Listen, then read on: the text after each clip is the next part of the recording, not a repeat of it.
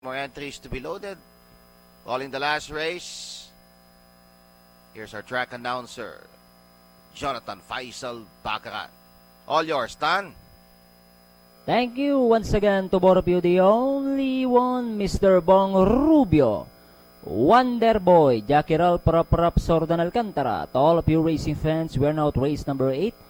Final race, this is a condition race category number 15. With a distance of 1,300 meters.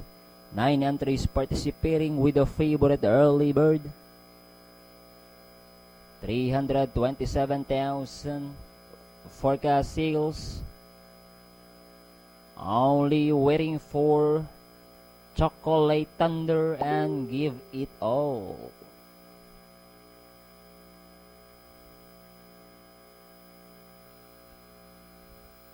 Chocolate Thunder.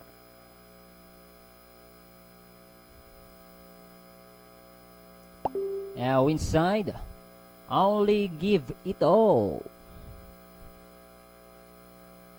Moving forward, occupying stall number 9.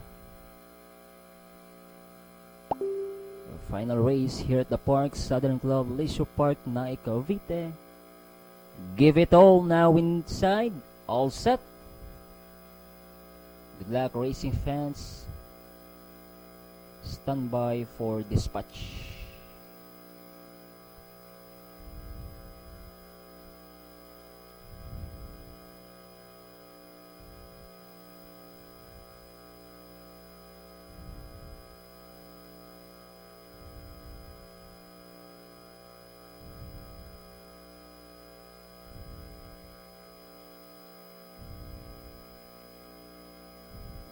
Gates open for the last and final race here at Santa Ana Park.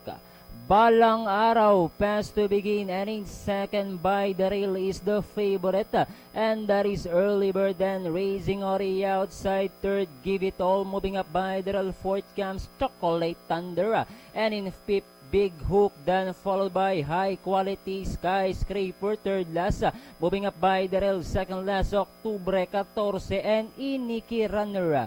Past the half-mile pole and the field, moving into the fourth turn with Early Bird leading the field by Awaralengka Nehapa. Balang Araw shuffle back in second, then Raising Ori outside. Third is Give It All. Moving up by the rail. Third, who's catching the second spot is Octubre 14, then followed over by Iniki Runner, High Quality, and as they turn for Roma, Early Bird this time by Awaralengka Nehapa. Running now in second is High Quality, or rather Octubre 14, and down the stretch they come. Early Bird by about 5 lengths now, followed by Octubre 14. The final race here at Santa Ana Park belongs to Early Bird.